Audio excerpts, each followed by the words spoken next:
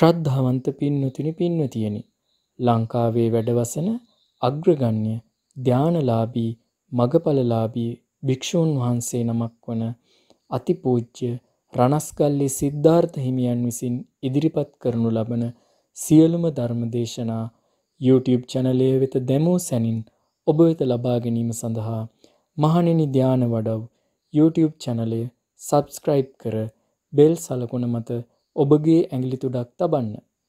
මහත්ඵල මහානිසංස ලබාගත හැකි උතුම් ධර්ම දානමය පුණ්‍ය කර්මයක් වශයෙන් මෙම ධර්ම දේශනාව තවත් අයෙකුට ශ්‍රවණය කිරීම උදෙසා ෂෙයා කරන්න.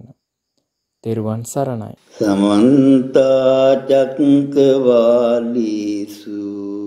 අත්‍රා ගච්ඡන්තු දේවතා සද්ධම්මං මුනි රාජස්ස සුනන්තු සග්ග මුක්ඛදං ධම්ම ශ්‍රවණ කාලෝ අයං බදන්තා ධම්ම ශ්‍රවණ කාලෝ අයං බදන්තා ධම්ම ශ්‍රවණ කාලෝ අයං බදන්තා නමෝ තස් භගවතු වරහතෝ සම්මා සම්බුද්දස්ස නමෝ තස් භගවතු වරහතෝ සම්මා සම්බුද්දස්ස නමෝ තස් භගවතු වරහතෝ සම්මා සම්බුද්දස්ස.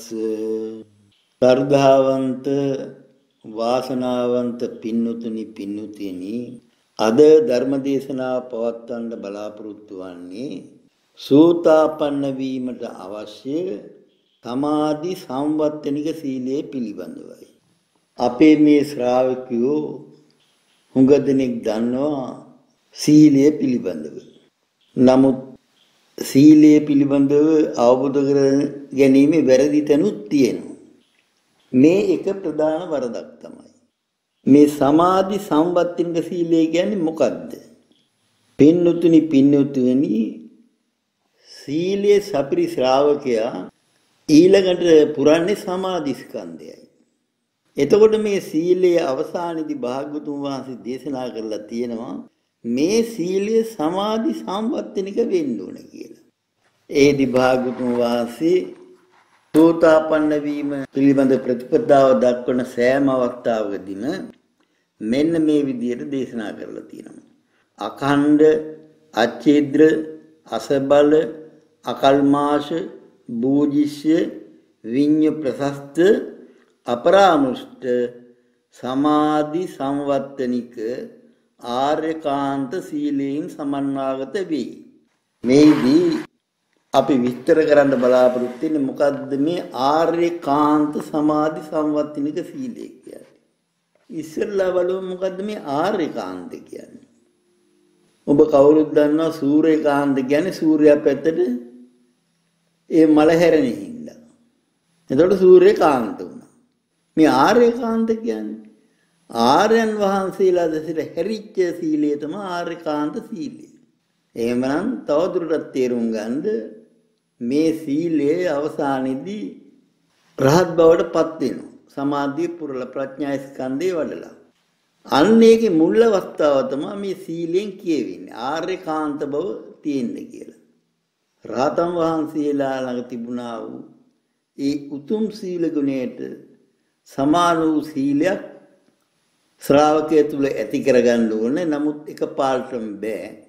ඒක ක්‍රමයෙන් තමයි වර්ධනය වෙන්නේ. සමාධියින්ද සීලය තව තවත් වර්ධනය වෙනවා. විපස්සනා භාවනාවෙන් ලැබෙන ප්‍රඥාව නිසා සීලය තව තවත් වර්ධනය වෙනවා.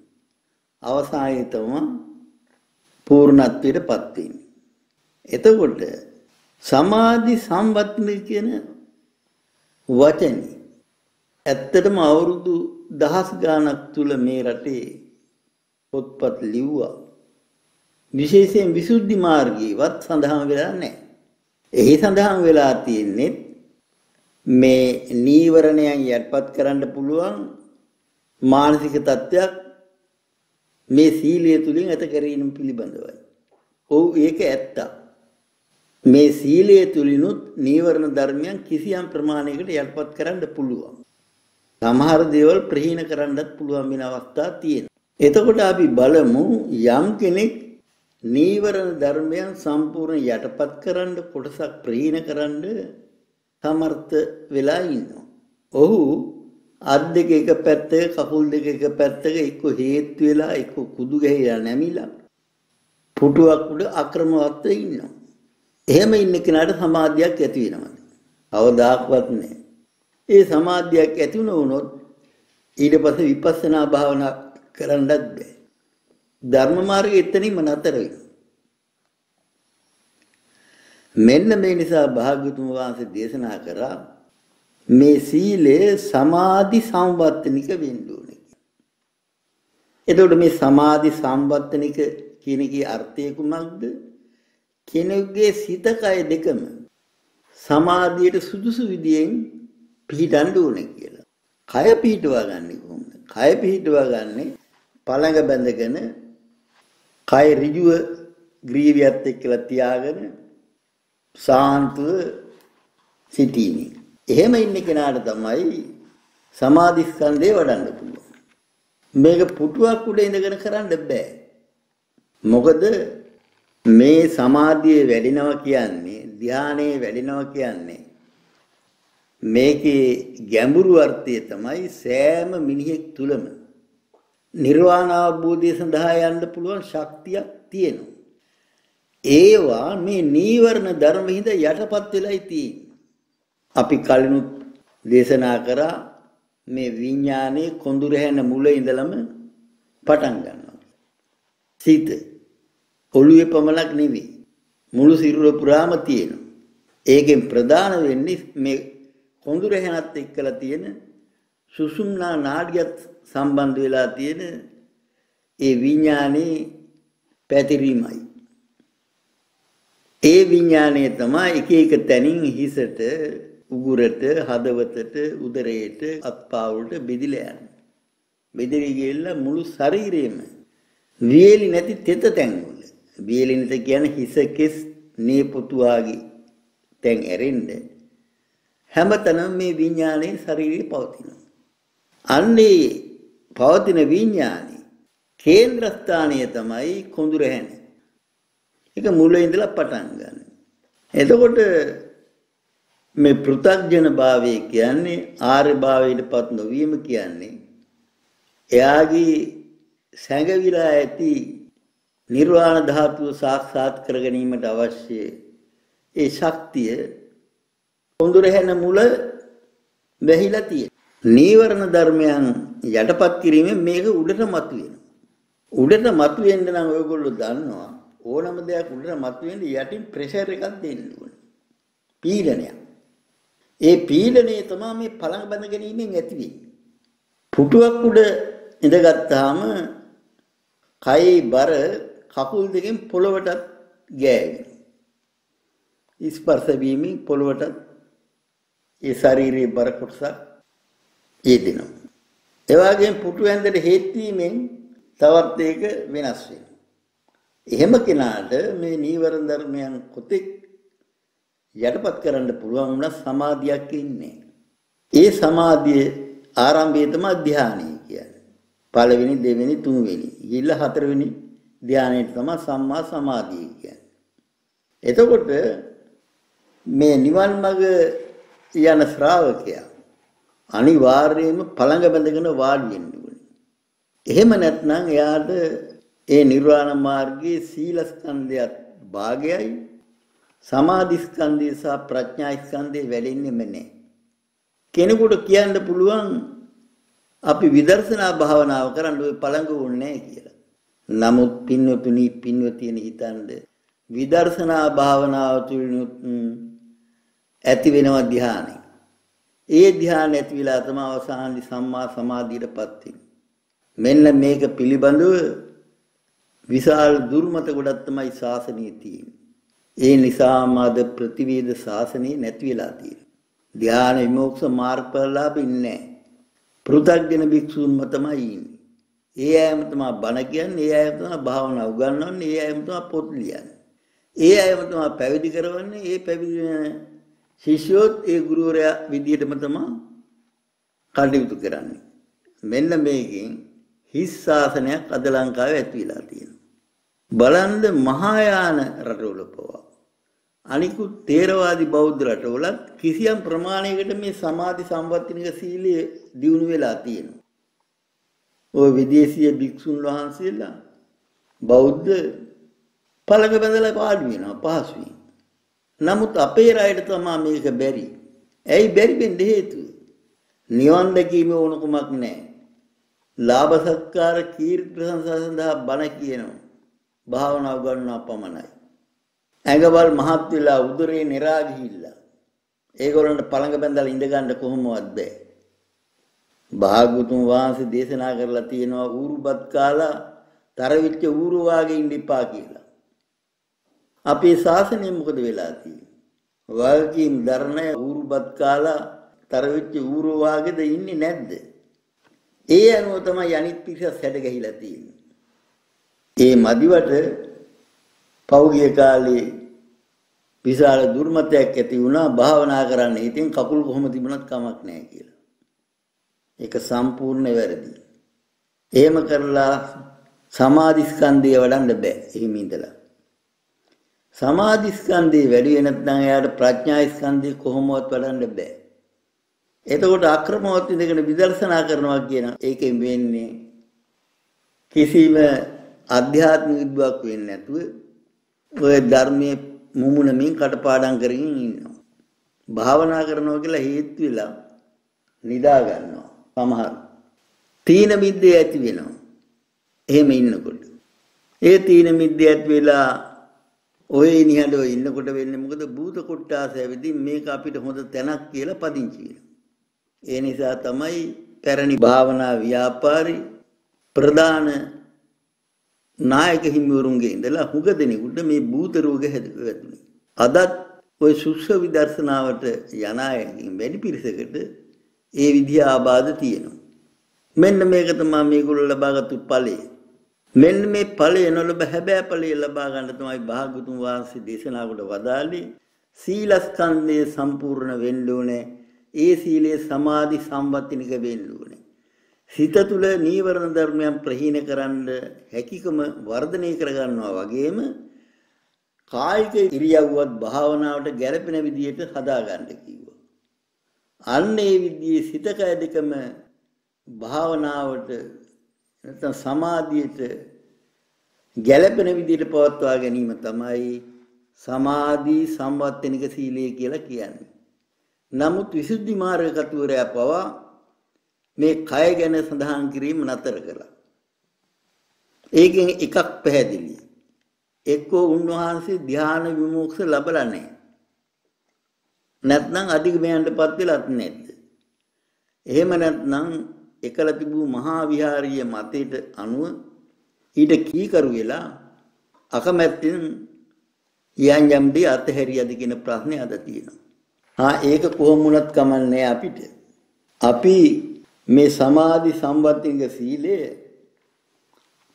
පිළිබඳව මෙතෙක් කල නොසලකා හැරපු හින්දා වෙච්ච ප්‍රතිඵල මොනවද? ප්‍රතිඵලයේ තමයි හුඟ දෙනෙක් ආනාපාන භාවනා වඩන්න හැදුවා. අනේ අපිට බෑ කියලා අතේරියා. අද ආනාපාන භාවනා පිළිබඳව හරියට දේශනා කරන හාමුදුරුවෝ ගොඩක් ඉන්නවා. මම දන්න විදිහට මෙයාගෙන් වැඩි පිරිසකට පළඟ බැඳලා වාඩි වෙන්නවත් බෑ. එහෙම නැතුව මේගොල්ල ඇයි මෙහෙම දේශනා කරන්නේ? එක්කෙනෙක්වත් ආනාපාන සති භාවනාවෙන් ප්‍රථම ධානයටපත් වෙලා නැති අය තමයි අද වැඩියෙන් ආනාපාන භාවනාව පිළිබඳව දේශනා කරන්නේ. එතකොට දෙවෙනි තුන්වෙනි හතරවෙනි ධාන ගැන කියන්න දෙයක් නැහැ. ඒ විදිහේ පිරිසක් තමයි අද මහරහතන් වහන්සේලා වශයෙන් උත්පෙනී හිටිනවා. මේක මහා සරදමක් ධර්මයට කරන විශාල පාපී ක්‍රියාවක්. ඒ වේ ප්‍රතිඵල මරණයෙන් පස්සේ ඒගොල්ලන්ට විඳින්න වෙනවා. මේ උතුම් බුද්ධ ධර්මයේ විකෘති කිරීමේ පාපයට අහු වෙනවා. ඒ නිසා පින්වතුනි ඔබ සීලස්කන්ධය සම්පූර්ණ කරනවා. ඒක සම්පූර්ණ කරගන්න ඕනේ පළඟ බැඳලා භාවනා ඉරියව්වකුත් පුරුදු වෙන්න ඕනේ. කය ඍජුව තියාන පැයක්වත් පමණ සාන්තව ඉන්නේ. එවැනි කෙනාට තමයි චිත්ත විසුද්ධිය ලබා ගන්න පුළුවන් වෙන්නේ. ඒ කියන්නේ ධ්‍යාන වල සමාධියටපත් වෙන්න පුළුවන් වෙන්නේ. එහෙමපත් වෙන්නේ නැති කෙනෙකුට කවදාකවත් නිර්වාණ මාර්ගය එතනින් එහාට යන්නේ නැහැ. ඔය අනම්මනම් භාවනා කරනවා අසාර්ථක වෙනවා ඊට පස්සේ කලවයස යනවා අවසානදී කරන්නේ ලාභ සත්කාර කීර්ති ප්‍රශංසා ගන්න බෝධි පූජා පවත්වනවා ශිෂ්‍යාන්ති පවත්වනවා ඔව තමයි කරන්නේ වෙන වැඩ නැහැ. ඒගොල්ලෝ භාවනා උගන්වනවා කියන උගන්වන තැන් වලත් කරන්නේ ඒක. ඔය මම ටිකක් හොයලා බලලා තියෙනවා. හුඟක් සිල් මෑණිවරු ඉන්නවා. භාවනා මධ්‍යස්ථානට කියලා ගෙන්න ගන්නවා භාවනා කරන්න. නමුත් සාන්ති කර්ම තමයි ගීතිකා තමයි තියෙන්නේ එතන වෙන මොකවත් නැහැ. අපේ ආමුදුරුත් වැඩි දිනෙක ඒ වාගේ. මීරි හඬින් මොනවා හරි කියනවා ධර්මයේ පිළිබඳව. ඒකේ ශබ්දෙට ලෙල්ලා සාන්තව ඉන්නවා. එතනින් එහාට භාවනාවක් නැහැ. අනිකේ මීරි හඬින් දේශනා කිරීමත් භාග්‍යවතුන් වහන්සේ පිළිකෙව් කරා එපා කියලා කිව්වා. හේතුව තමයි දීක්ෂවරයෙන් බණ කියන්න උඩ සමාධියක් බිඳෙයි කියලා භාග්‍යවතුන් වහන්සේ දේශනා කොට වදාළා. මේ වැරදි එකින් එක වෙන්න ප්‍රධාන හේතුව මොකද්ද? මාර්ගඵලලාභීන් ධ්‍යානලාභීන් නැති වෙන්න ප්‍රධාන හේතුව මොකද්ද? මෙන්න මේ සීලයේ තිබිය යුතු භාග්‍යවතුන් වහන්සේ දේශනා කොට වදාළා වූ සමාධි සම්වත්තිනික බව ඇති කරගත්තේ නැහැ. ඒ පිළිබඳව ධර්මයේ පැහැදිලි කරේ නැහැ. මේ පිළිබඳව අපි තමයි මේ ශාසන ඉතිහාසයේ පළමු වරට පැහැදිලි කිරීමක් කරන්නේ. ඒ පැහැදිලි කරනවා විතර නෙමෙයි අපි ඒ සමාධි සම්වත්තිනික සීලය ලබා ගන්න හැටි ඒක පුහුණු කරන හැටි පැහැදිලි කරලා තියෙනවා. ඒ අනුවද සැලකිය යුතු පිරිසක් පළඟ බැඳගෙන භාවනා කරලා ධ්‍යාන ආදිය ලබා ගන්න තියෙනවා. එයාගෙන් කොටසක් විදර්ශනා භාවනා කරමින් ඉන්නවා. ඒ කියන්නේ සතර සතිපට්ඨාන භාවනා වඩමින්. ඒ අය අනිවාර්යයෙන්ම හතරවෙනි ධ්‍යානයටපත් වෙනවා. ඵල සමාපත්තියටපත් වෙනවා. ඊතාසුළු පිරිසක් අවසානයේදී රහතන් වහන්සේලා බවට පත් වෙනවා. ඒක අනාගතයේ තුලින් සිදු වෙන දෙයක්. ඔබට ඒ මාර්ගයේ යන්න නම් පින්වත පින්වතිය ඔය දන් දීම ආදී පුණ්‍ය ක්‍රියාවල යෙදෙමින් පංචශීලයේ රකිමින් විඤ්ඤාණයේ ප්‍රශංසාවට ලක් වෙමින් ප්‍රසිද්ධිය සඳහා පුණ්‍ය කර්මයන් නොකරමින් සමාධි සම්පූර්ණික බවත් ඇති කරගන්න. ඒක ඕන කියලා භාග්‍යවතුන් වහන්සේ හැම විටම දේශනා කරලා තිනවා. කොහෙද මේ දේශනා කරලා තියෙන්නේ? බලන්න සූතාපන්න සංයුක්තිය සූත්‍ර දේශනා 70කට වැඩිය තියෙනවා. සෝවාන් මාර්ගයටපත් වීමේ ප්‍රතිපදාව. එය දේශනා කරන හැම අවස්ථාවෙම භාග්‍යවතුන් වහන්සේ දේශනා කරලා තියෙනවා අඛණ්ඩ අචිරිද්ද අසබල අකල්මාස බූජිස්ය විඤ්ඤා ප්‍රහස්ත අපරාමුෂ්ඨ සමාධි සම්පත්තිනික ආරේකාන්ත සීලය කියලා. පන්සල් ගැනීමයි දානේ ගැන පමණයි මෙතෙක් කල් කතා කරේ. නමුත් සමාධි සම්පත්තිනික සීලය පිළිබඳ සාංකාවක් තිබුණේ නැහැ. ඇයි අපි මේ දේශේ හිටපු හොඳට ඉගෙනගත්තු ත්‍රිපිටක වේදී හාමුදුරුවෝ හිටියා. ඔය බණ භාවනා කරන ඒ ආරම්භක භාවනා ව්‍යාපාරේ මුලදී මේ එක්කෙනෙක්වත් මේක දැක්කේ නැද්ද? තේරුම් ගත්තේ නැද්ද? හරිම පුදුමයි. ඒකෙන් පේන්නේ අපිට ඒ භාවනා ව්‍යාපාර කර නිවන් දකින්න උවමනාවක් තිබුණේ නැහැ. Taman ඒ මාර්ගෙ ගියෙත් නැහැ කියන එකයි. අන්න ඒකින්ද තමයි ලංකාවේ භාවනා ව්‍යාපාරේ අවුලෙන් අවුලටපත් වෙලා ගියේ. ඒ අවුලටපත් වෙලා ප්‍රතිවේද ශාසනය නැතුව ඉන්න වෙලාවේ තමයි බටහිර රාජ්‍ය නමන ආයතන ඇවිදින් මේ ධර්මය අමු අමේ විකෘති කරන්න පටන් ගත්තේ. ආනාපාන භාවන උලම් භාවනාව කියන ආස්වාද ප්‍රාසාරට අස් කරනවා පස් කරනවා කියන අනිත්‍ය පිළිගන්නේ ඒකට වෙන වෙන ඒවා කියනවා. බුදු ප්‍රජානන් වහන්සේ වැඩ සිටියේ ඉන්දියාවේ නෙමෙයි ලංකාවේ කියනවා. මේ විදිහේ පාපී අදහස් ගොඩක් බෞද්ධ අතරට දාන්න පුළුවන් උනේ මේ අපේ ශාසනයේ තිබුණු වරද හින්දායි. ඒ වරද අදවත් හදාගන්න උත්සාහ කරන්න ඕනේ. එහෙම නැත්නම් ඒ පාපීන් කෙරෙහි දොස් කීමෙන් පමණක් වැඩක් නැහැ. ඒ අය ගැනත් අපි අනුකම්පා කරන්න ඕනේ. ඒගොල්ල සුළු කාලයක් තව මේ මනුස්ස ලෝකේ ඉන්න ඊට පස්සේ නිරයට යන. අනුකම්පාව ඇති කරගන්න ඕනේ. ඒ අය පිළිබඳ වුණා. අපි අනුකම්පාව ඇති කරගෙන මේ වරද කොහෙද වුනේ කියලා හොයන්න ඕනේ. මේ වරද ආරම්භ වුණු තැන තමයි භාගතුන් වහන්සේ දේශනා කළ විදියට සෝතාපන්න වෙන්න නම් කෙනෙකුට සමාධි සම්වත්තිනික සීලයක් තියෙන්න ඕනේ. අන්න එතකොට තමයි ඒක ආර්යකාන්ත වෙන්නේ. රහතන් වහන්සේලා තඹු කකුලෙන් හිටියද? ඇද වෙලා හිටියද? වකුටු වෙලා හිටියද? කකුල් දිග ඇරගෙන හිටියද? හේත් වෙලා හිටියද? නෑ. හරියට පළඟ බැඳගෙන කය ඍජු තියාන තමයි ධර්ම දේශනා පැවැත්වුවේ භාවනා කරේ. පින්ඩාහාර වැළඳුවෙත් එහෙමයි. ඒ ආර්ය උත්තමයන්ගේ ලක්ෂණය. ඒ හින්දා භාගතුන් වහන්සේ දේශනා කරා මේ සමාධි සංවත්තිනික සීලේ ආර්යකාන්ත වෙනවා කියලා. එතකොට අපේ වර්තමාන ශ්‍රාවක ශ්‍රාවිකාන්ගේ වැඩි දිනෙක බලාපොරොත්තු වෙන සෝතාපන්න වෙන්න. සෝතාපන්න වෙන්න බෑ මෙන්න මේ සමාධි සම්පත්තිනික සීලේ නැත්නම්. සමහර වෙලට ඔබට විමතියක් ඇති වෙයි ඇයි ඒ කියලා. මෙහෙමයි.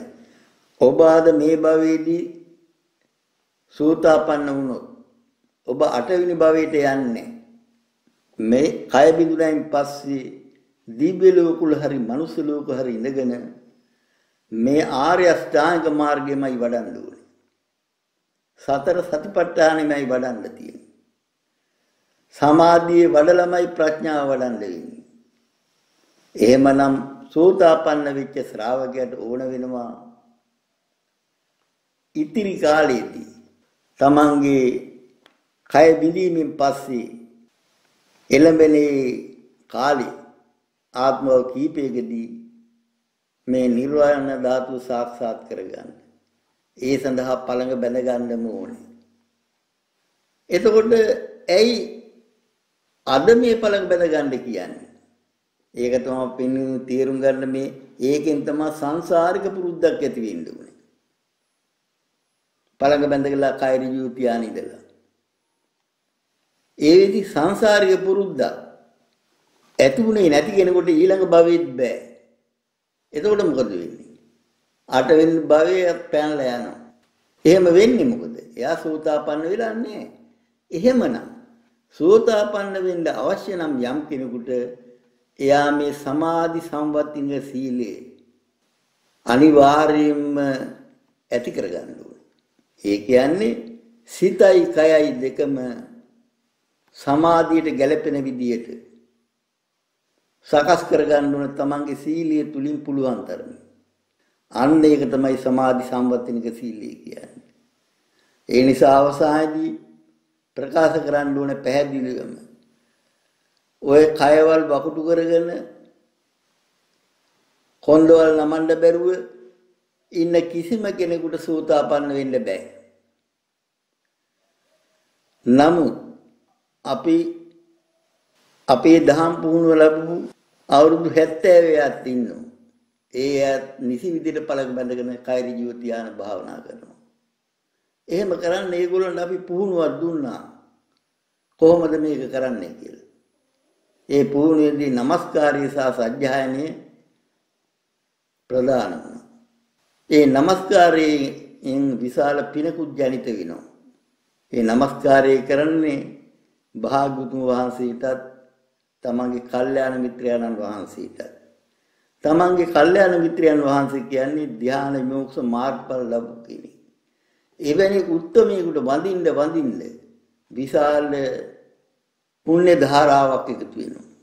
ඒ පින් බලෙන්ම යා නිසි විදිහට පළඟ බැඳගෙන මාර්ගඵලාදිය ලබා ගන්න හැකි කෙනෙක් බවට පත් වෙනවා. පැරණි පාප කර්ම ක්‍රමයෙන් අහෝසි වෙනවා. ඇයි මෙතනදී කෙනෙක් හිතයි මේ පැරණි පාප කර්ම අහෝසි වෙනවා කියන්නේ?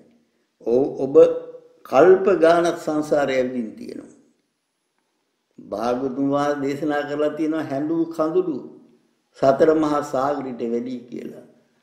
ඔබෙන් ගැලූ රුධිරය සතර මහා සාගරයට වැඩි කියලා.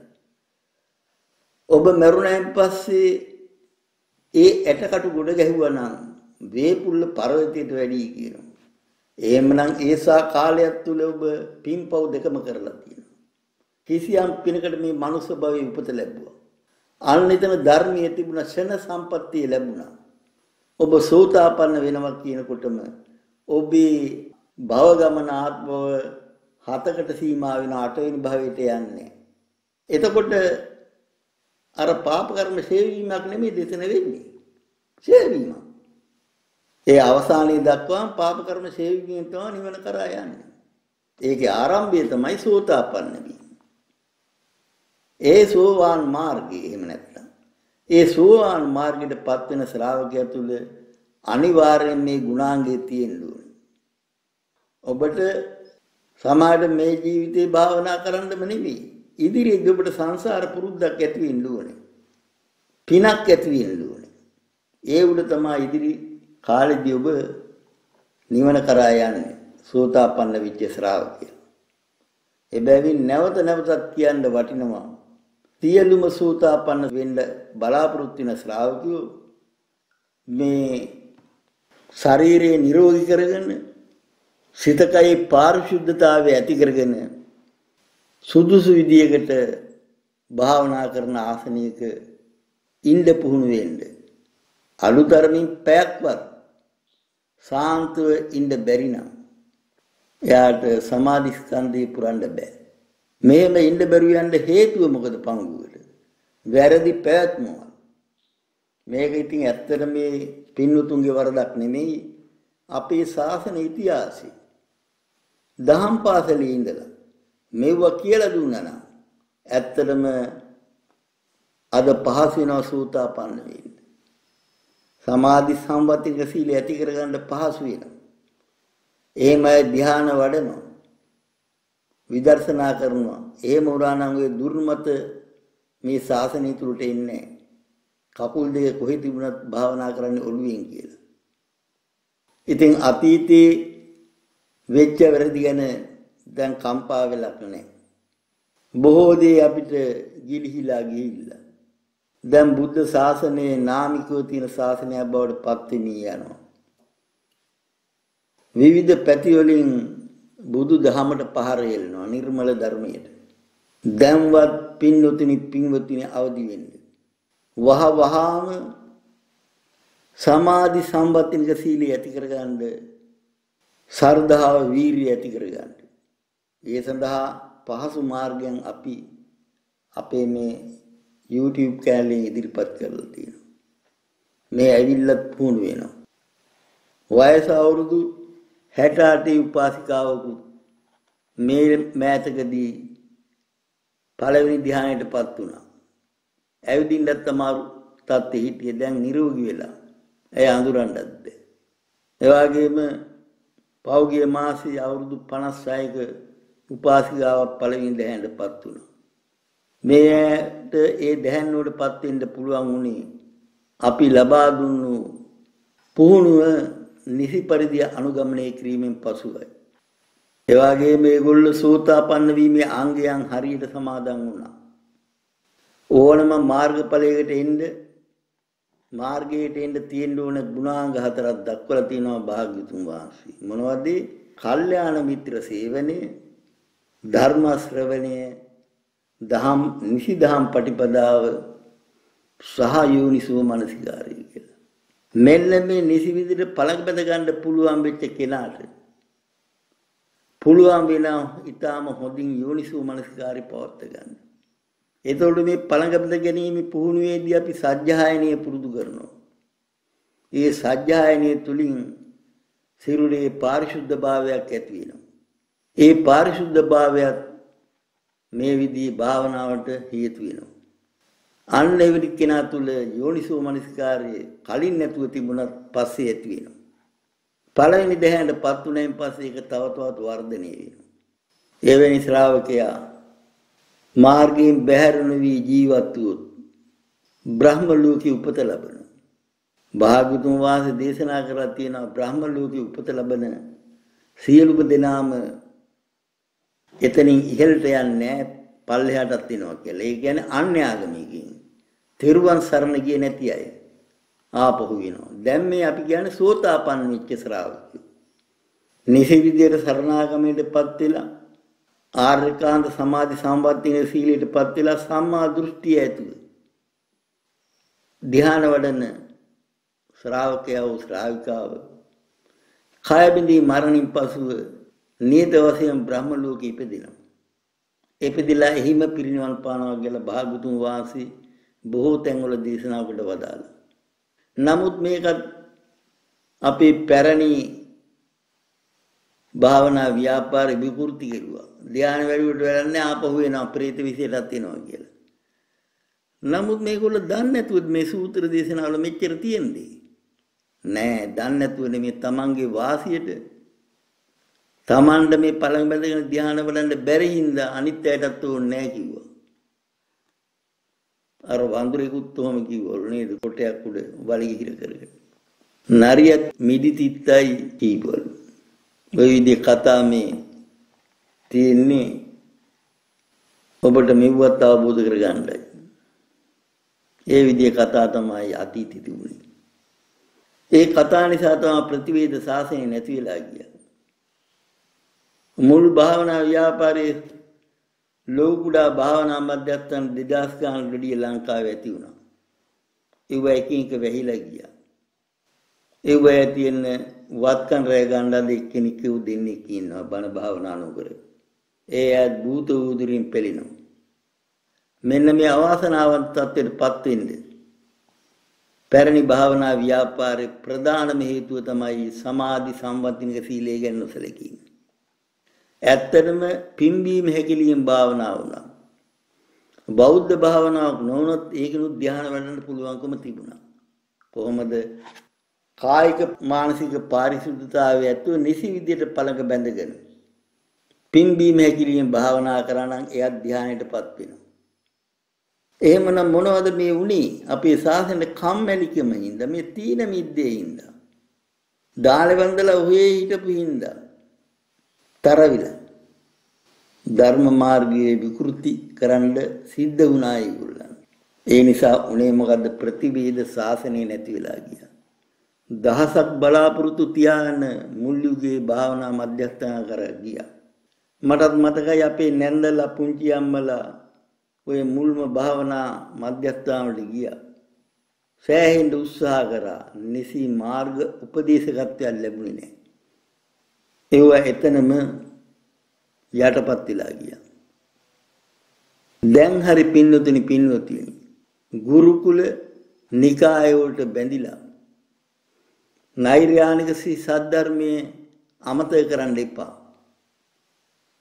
ඔබ මොන නිකායේ හිටියත් ගුරුකුලේ හිටියත් සත්‍ය පිළිගන්න. ඒ සත්‍ය පිළි අරගෙන ඔබට සෝතාපන්න වෙන්න අවශ්‍ය නම් සමාධි සම්වත්තිනික සීලී පිහිටන්න. මේදී භාගතුන් අකණ්ඩ අකිරිද අසබල කියලා තියෙන්නේ සීදුරු නැති, පැල්ලන් නැති, තනින් තන ඉරිලා නැති, සිල්පද කීපය එක දිගට බිඳිලා නැති සීලයයි. බූජිසය කියලා දක්වලා තියෙන්නේ දන් දීමයි. විඤ්ඤා ප්‍රසස්ත කියන්නේ විඤ්ඤෝ කියන්නේ ආර්යයන් වහන්සේලා. ඒවා එයාගේ ප්‍රශංසාවට හික්මෙන සීලය කියන එකයි. දැන් මෙහාටත් මාසිකට එක්කෙනෙක් දින්නෙක් කියනවා අමුතු ඇඳුම් ඇඳගෙන. ඒවා මට කියන්න ලැජ්ජයි දැන් මේදී. ඒ අය ගැන මම වැඩි උනන්දුවක් දක්වන්නේ නැහැ. ඒගොල්ලෝ ආයෙන්නෙත් නැහැ. ඒ කියන්නේ ආර්ය උත්තමයේ ප්‍රශංසාවට හිමි වෙන්නේ නැහැ. ඇඳුම්, පැළඳුම්, ගමන් බිමන් කතා බහ සියල්ලම. සෝතාපන්න වෙන්න නම් ඒවත් තියෙන්න ඕනේ. ඒවත් තිබුණේ කොහෙද? බෞද්ධ සංස්කෘතිය තුල. මේ බෞද්ධ සංස්කෘතිය නැතුව අපිට මේ බෞද්ධ මාර්ගයේ ඉදිරියට යන්න බෑ. මේ බුද්ධ ධර්මයේ පැලවෙන්න නම් ආර්ය අෂ්ටාංගික මාර්ගයේ වැඩෙන්න නම් බෞද්ධ සංස්කෘතියක් තියෙන්න ඕනේ. බලන්න ඔය ශාක විද්‍යාඥයෝ දන්නවා එක එක ශාකයට ඒ පරිසර විද්‍යාත්මක නිකේතනයක් තියෙනවා. වියලි කලාපේ හැදෙන ශාකයක් තෙත් කලාපේ හැදින්නේ නැහැ. ඒ විදිහේ එක එකට පස ජලය දේශගුණයේ ඉව සියල්ලම එක එකට වෙනස් වෙනවා. නුවර එළියේ ඔය පිදුරු තරග පැත්තේ නිමිනේක හදන්න පොල් ගහ ඒ උසයයිද පොල් ගහ පීඩෙයිද ගෙඩි හැදෙයිද? මං දවසක් බරණැස නතර වෙලා ඉන්න කාලේ ළඟ තිබුණා පොල් ගහ. අඩි 60කට වැඩිය උස ගිහිල්ලා. යාන්තම් පොල් ගෙඩියක් තිබුණා. එච්චරයි. ඒකත් නිකන් තුමුල්ලට හැරිච්ච ගෙඩියක් පුහු ගෙඩියක්. එහෙ හැදෙන්නේ නැහැ මේ පොල් ගහ. එහෙ පසට ගැලපෙන්නේ. ඉතින් ඒ වායේ තමයි මේ නිර්වාණ මාර්ගයේ යන ශ්‍රාවකින් තුලත් බෞද්ධ සිරිත්තිරි චර්යා ධර්ම ඉව සියල්ලම තියෙන්න ඕනේ. අද සමහර වෙනවා. අද ලෝකේ තියෙන්නේ අද ඇත්තටම මේ කාමයේ අවුස්සන ලෝකයක් තියෙනවා. ඒකේ අගතියටපත් වෙච්ච අය ඒ ඇඳුම් ඇඳගෙන ඉනවා භාවනා කරන්න. එහෙම අයට කවදාකවත් භාවනා කරන්න බෑ. මාර්ගයට එන්න බෑ. ඒක තමයි මේ විඤ්ඤා ප්‍රසස්ත කියන්නේ ඒකයි. විඤ්ඤායින්ගේ ප්‍රශංසාවට හිමි වෙන්න ඕනේ. විඤ්ඤාව කියලා කියන්නේ ආර්යයන් වහන්සේලා. ඔය ආර්යයන් වහන්සේලා නොවන අය නම් හරි කැමති ඕන විදියට එනවට. කාන්තාව. ඇඳුම් නැතුව එනව නම් ඒත් කැමති අය ඉන්නවාද? විවිධ ඔය සාක්ෂි තියෙනවා. නමුත් ආර්යයන් වහන්සේලා කැමති නෑ එහෙම. එතකොට ශ්‍රාවකයා මේ බෞද්ධ සංස්කෘතිය තුල හික්මෙන්න ඕනේ. ඇඳුමෙන් පැළඳුමින් කෑමෙන් බීමෙන් ගමනෙන් බිමිනෙන් කතාවෙන් බයෙන් හැම එකකින් ආචාර ධර්ම වලින්. අන්න ඒකයි විඤ්ඤා ප්‍රසස්ත කියන්නේ. අපරාමෘෂ්ඨ කියන්නේ යම් අය දන් දෙනවා ප්‍රසිද්ධිය බලන්න. බෝඩ් ගහ ගන්න. එයාගෙන වර්ණනා කරනකොට හරිය කැමති. ඒකටම භික්ෂුන් වහන්සේලා ලෑත් වෙලා ඉන්නවා. එයා සතුරු කරලා තව තවත් ලබා ගන්න. ඉතින් එයාගෙනම වර්ණනා කරනවා. සමහර තැන්වලදී ඔය සාංගික දාන දෙනවා මියගේ ඥාතීන්ට. සමහර වෙලාවට එතන භික්ෂුන් වහන්සේලා කවුරුත් එක්කෙනෙක් නොදෙවිනි වෙන්න අර දාන දෙන කෙනා ගැන වර්ණනා කරනවා. අවසානයේදී මියගේ ඥාතියගේ නමවත් මතක නැහැ. සමහර වෙලාවට මියගේ ඥාතියට පින් දෙන්න බැරි වෙන අවස්ථාවක් තියෙනවා. එයාගේ නම කියලා. මේ හේතුව තමයි අර ප්‍රසිද්ධියට කැමති වීම. මොනවා හරි ඉදිරිමක් කළා තමන්ගේ නම ගහ ගන්න තමයි පළවෙනි ඕනකම. එහෙම නැති සීලයක් තියෙන්න ඕනේ. සෝතාපන්න වෙන්න. ඊළඟට අවසානයේ භාග්‍යතුන් වහන්සේ දේශනා කරලා තියෙනවා සමාධි සම්පත්තියක වෙන්න. සිත කය දෙකම පිරිසිදුව භාවනාවට ගැලපෙන ආකාරයෙන් සකස් කරගන්න. සමාධියට ගැලපෙන ආකාරයෙන්. මොකද සීලේ සම්පූර්ණයෙන් පස්සේ ඊළඟට තියෙන්නේ සමාධි ස්කන්ධය. නමුත් මේදී ඔබ කලුරිය කළා කියමු හදිස්සිය සෝතාපන්න වෙලා ඔබට සමාධිය වඩන්න බැරි වුණා. ඊට පස්සේ ඔබ යන මේ දිව්‍ය ලෝක හරි නැවත මනුස්ස ලෝකෙ ඉපදුණාන් පස්සේ සමාධිය වඩන්න වෙනවා. අන්න ඒකින්ද පින්වත්නි ඔබට සෝතාපන්න වෙන්න අවශ්‍ය නම් මේ සමාධි සම්පත්තිනික සීලේ පිහිටන්න. ඒ සඳහා ශ්‍රද්ධාවෙන් යුතුව වීරිය වඩන්න. අපි මේ මාර්ගය කියලා දීලා තියෙනවා කියලා දෙනවා ඉදිරියේදී. ඒ විදියෙන් නැතුව කවදාක්වත් ඔය යෝනිසෝ මනසිකාරයක් නැතුව සුවච සුමුදු කීකරු ගුණ නැතුව සෝතාපන්න වෙන්න බෑ. භාග්‍යවතුන් වහන්සේ දේශනා කරලා තියෙනවා නිවනට යන කෙනා තුළ ඒක තමයි සක්කෝ උජූච සූජූච සූචෝචස්ස මුදුන්තිමානි කියන්නේ. ඒ නිහතමානී ගුණ තියෙන්න ඕන. අද සෝතාපන්න වෙන්නත් එනවා බණහන්න. ඒ ගුණ මොකවත් නැහැ. ඒ ආදරණ මතේ හරිද කියලා දැනගන්න තමයි ඉන්නේ අහංකාර විදියට ඉන්නේ. මේ පිළිබඳව කිසියම් විදියක අවබෝධයක් ලබා ගන්න ඔබට අවශ්‍ය ධර්මයේ දේශනා කළා. අවසානයේදී නැවතත් කියන්න ඕනේ. මේ රටේ බුද්ධ ශාසනය තුල ප්‍රතිවේද ශාසනය. ඒ කියන්නේ ශාසනයේ ප්‍රධාන කොටස් තුනයි. එක පර්යාප්ති ශාසනය. ඒක මෙතෙක් කල හොඳට තිබුණා, දැන් ඒකත් විවෘති කරනවා. දෙක ප්‍රතිපදා ශාසනය. ප්‍රතිපදා ශාසනයේ මුල ඉඳලම වැරදුනා. ආරම්භයේ ඉඳලා. තුන්වෙනි කොටස තමයි ප්‍රතිවේද ශාසනය කියන්නේ ධ්‍යාන විමෝක්ෂ මාර්ගඵල නිවන කරා ගියයි ශාසනීය සිටීම. ඒ අය ඇත්තෙම නතු ගියා. දැන් මෑතක ඉඳලා අපි මේ උත්සාහය දැන් වසර 6ක් 7ක ඉඳලා කරගෙන යනවා. ඒකේ ප්‍රතිඵලයක් වශයෙන් කිසියම් පිරිසක් වැසලකී යුතු පිරිසක් නිසි විදිහට පළක බැඳෙන කය ඍජුව තියාන භාවනා කරනවා. සෝතාපන්නයන් සමාදම් වෙලා තියෙනවා. එයින් වැඩි කොටසක් පළවෙනි දෙවෙනි තුන්වෙනි ධ්‍යාන වලටපත් වෙලා තියෙනවා. ඒ අය නියත වශයෙන්ම සෝතාපන්නයි. ඒගොල්ලන්ට ප්‍රඥාවක් තියෙනවා. ප්‍රඥාවෙන් ධ්‍යානයක් නැතුව නත්ති ධ්‍යානං අපඤ්ඤස්ස පඤ්ඤානත්‍ය ඥායතු කියලා ධම්මපදයේ භාගතුන් වහන්සේ දේශනා කරපු දී තියෙනවා. එතකොට ඒගොල්ලන්ට මේ සෝතාපන්න වී ප්‍රතිපදාව තව තවත් පැහැදිලි කරන ගැඹුරට යන්න පුළුවන්. ධ්‍යානෙකටපත් වුණාන් පස්සේ ඒගොල්ලන්ගේ යෝනිසෝ මනසිකාරයක් තියෙනවා.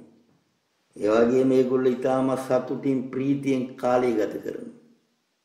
එහෙම කෙනා තව තවත් ධර්මයේ දෙසටම ඇලෙනවා. අන්නේ විදියට ඔබට පුහුණු වෙන්න අවශ්‍ය නම් ඔය බණ ඇහුවටම බෑ. සද්ධර්මය අහන්න ඕනේ. නමුත් අද ධර්මයේ කියන එකත් හිතා ගන්න බැරි විදිහට වෙනස් වෙනවා. කාලයක් කාලීන බණ කියලා කිව්වා. ඒ කවුරු මාර්ගඵල වලටපත් වුණේ නැති පුතග්ජනයෝ තමයි ධර්ම දේශනා කරේ. කවුරු උනා. පංගුවත් ගීත මේලාවක් වගේ ඇද පැද මිහිරියලින් දේශනා කරා. අද පටන් අර තින විකට බණ. ඒව අහන්න හරියට මේ උපාසකම්මල තමයි වැඩියෙන් පිළිලා ඉන්නේ. මෙන්න මේක තමයි ලංකාවේ තියෙන තත්ත්වය. විකට බණ කට්ටිය දවසින් දවස වැඩි වෙනවා. හරිම ලේසියිනේ ලාභ සත්කාර කීර්ති ප්‍රශංසා ගන්න. විකටේ බණට එනවා කිව්වොත් එයා කුණුහරුපක් දානවා අතනින් පතර සමහරක්. හරි කැමැත්ත යනවා අහන්න. මෙන්න මේකත් මේ ශාසනයේ තියෙන පරිහානිය. ඒ නිසා පින්වතුනි මේ දැන් බුද්ධ ශාසනය නැමැති නෞකාව ඉගෙලෙමින් පවතිනවා. වහවහාම ක්‍රියාත්මක වෙන්න. සර්ධා වීර්යයත්ව ආර්යයන් වහන්සේලාගෙන් පමණක් ධර්ම ශ්‍රවණය කරලා ධර්ම ප්‍රතිපදාව ඉගෙනගෙන යෝනිසෝ මනසිකාරය ඇතුව සෝතාපන්න ශ්‍රාවකින් බවට පත් වෙන්න කියලා මේ පින්නතුන්ට මතක් කරමින් කෙටියෙන් පාත්තු මේ ධර්ම දේශනාව මෙතකින් සමාප්ත කරනවා. ඔබ සැමට තෙරුවන් සරණයි. ආකාශට්ඨා බුම්මට්ඨා දේවා නාග මහිද්దికා පුඤ්ඤන්තං අනුමෝදිත්වා චිරන් රක්ඛන්ති ලෝක සාසනං තිරන් රක්ඛන්තු දේශනං තිරන් රක්ඛන්තු මම් පරන්ති.